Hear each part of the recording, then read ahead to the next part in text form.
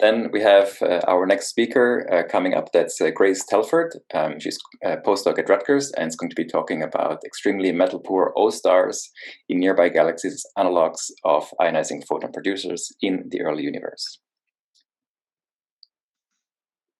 Right, hello. Thank you very much for the opportunity to speak today and for all of the effort that's gone into organizing this great meeting. So I'm Grace Telford. I'm a postdoc at Rutgers, and I'm going to share with you some recent results on observations of individual metal-poor stars in the nearby universe and what this can tell us about ionizing photon production in the early universe.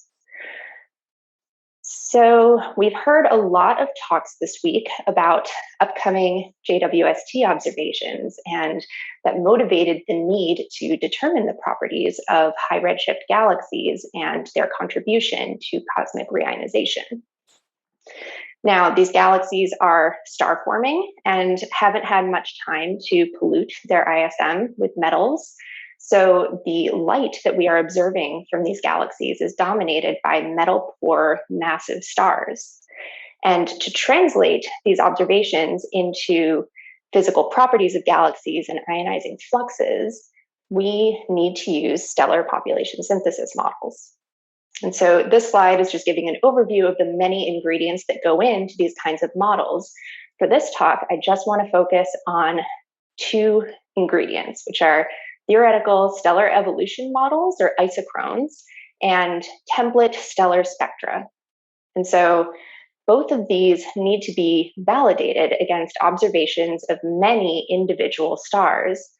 And for star-forming galaxies in particular, like those we're interested in the early universe, we need observations of massive stars in the far ultraviolet.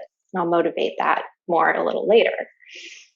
But so at higher metallicities, we have a wealth of FUV data on massive stars in the Milky Way and in the Magellanic Clouds. And the ongoing Ulysses program is going to create a very thorough and densely sampled library of FOV spectra of massive stars in the LMC and SMC.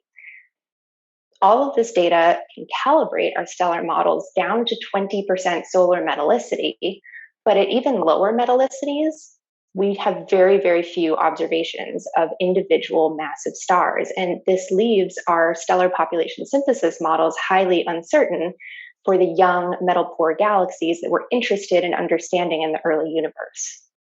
And so to motivate why we need to care about individual stars for this, I'm going to dig into two stellar properties that affect both stellar evolution and their spectral energy distributions.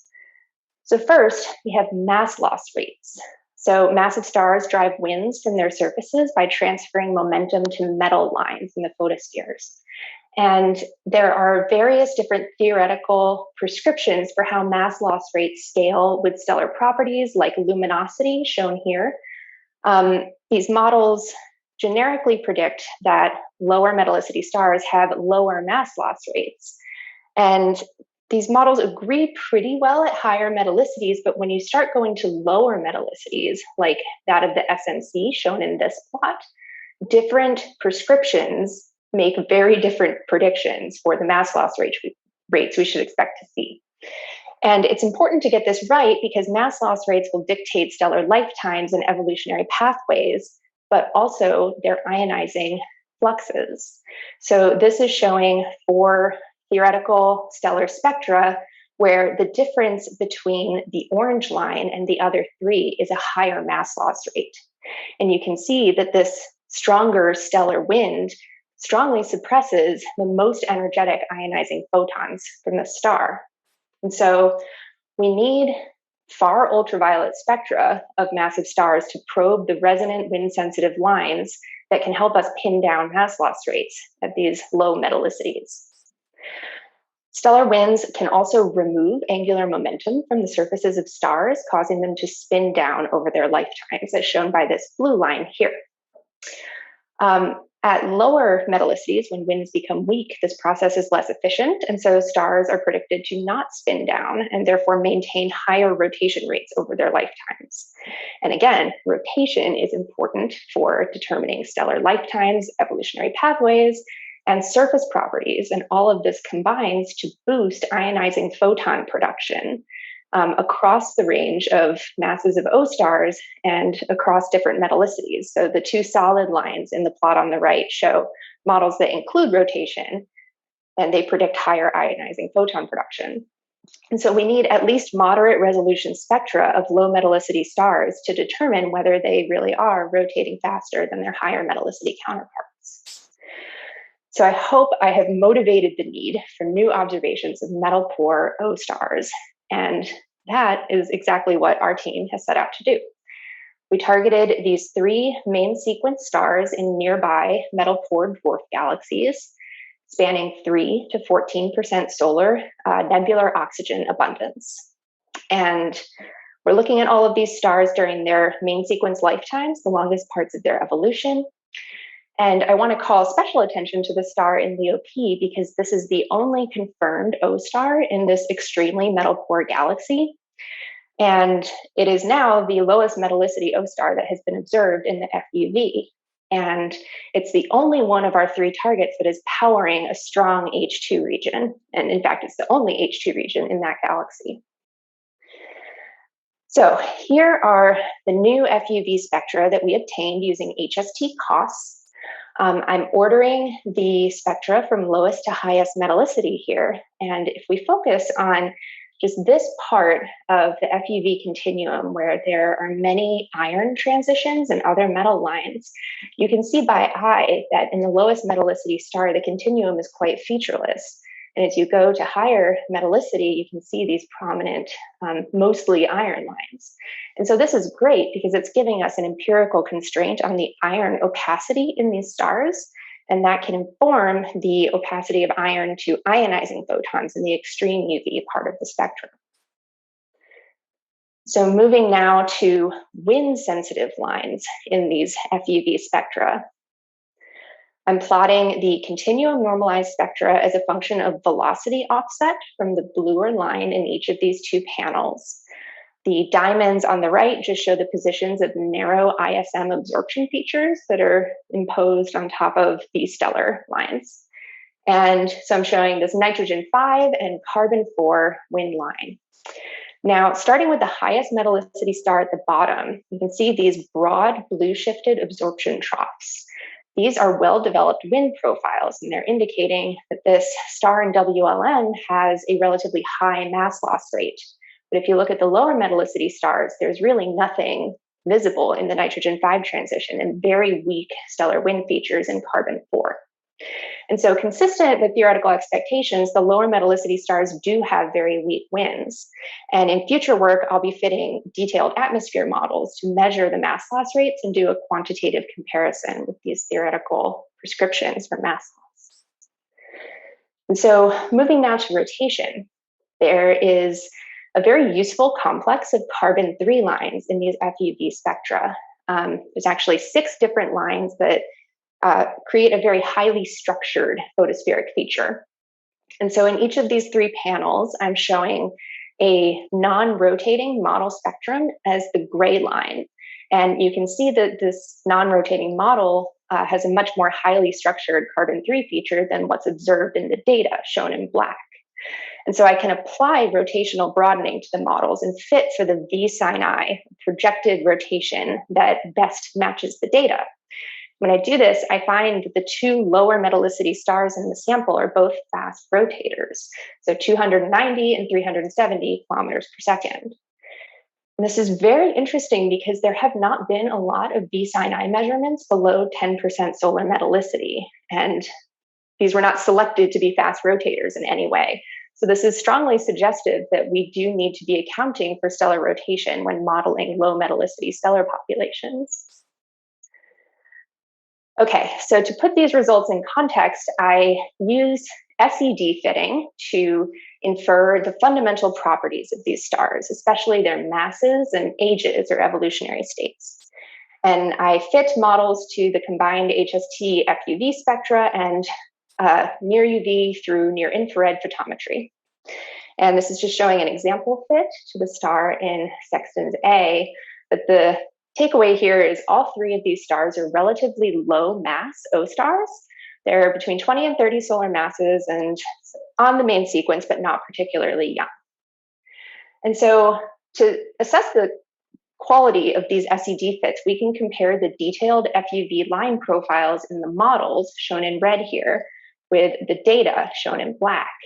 And we see actually very good agreement, which is remarkable because I've used a publicly available pre-computed model grid. And so this is extremely reassuring that these theoretical stellar spectra are getting photospheric opacities right, which is great.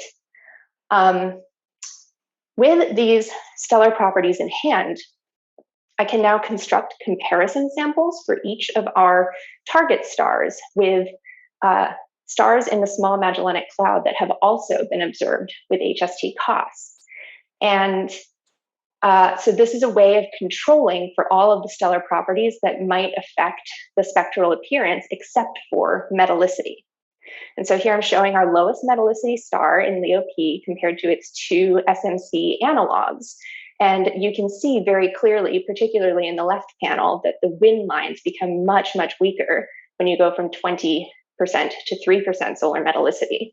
So this is an empirical demonstration that the weak winds in the Leo P star are a metallicity effect. And again, it's interesting that this is the only one of our three stars powering an H2 region, even though it's not the most massive or most luminous. And so the weak winds may be hardening its ionizing spectrum. Okay, I think I'm close to out of time, so I will leave up my summary slide and take any questions. Thank you very much.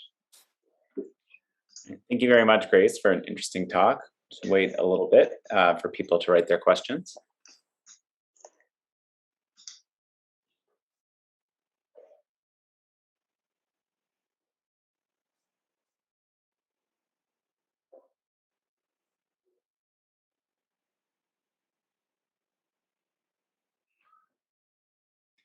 Okay, so we have our first question about the implications of your work on the initial mass function. Have you learned anything that would require a modification to the initial mass function? So the short answer is no. With only three stars, we really cannot say very much about the initial mass function. And this is often discussed in the literature as a possible driver of extreme emission lines that people see in high redshift and low metallicity galaxies. But three stars is not enough. And unfortunately, in the metal poor galaxies in the nearby universe, star formation rates are quite low, and the upper IMF is not particularly densely populated. And so there are very few massive O stars known in these nearby metal poor galaxies.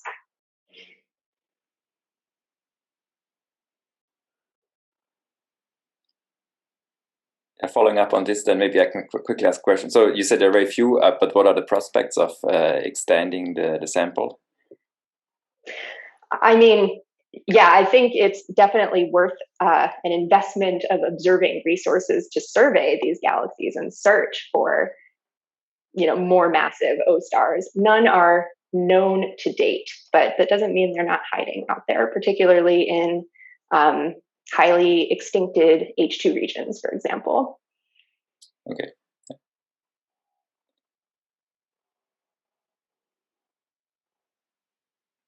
There's no other question for the moment. Oh, here we have one. Then Co is asking, based on your results, what single stellar population models do you recommend we use to model high C galaxies? Well, I do think that using rotating models would be appropriate for low metallicity populations in particular. Beyond that, I don't have a favorite model necessarily, but as I showed, T-lusty spectra do a good job of reproducing the photospheric opacities, and I will be checking whether that extends to other widely used model sets too. Okay, excellent. Okay, maybe one very quick question. Oh, there's now more. Anyway, you will have more questions on Slack, but we can do one more. You might have mentioned this, but do these stars reside in ISM regions with a similar metallicity?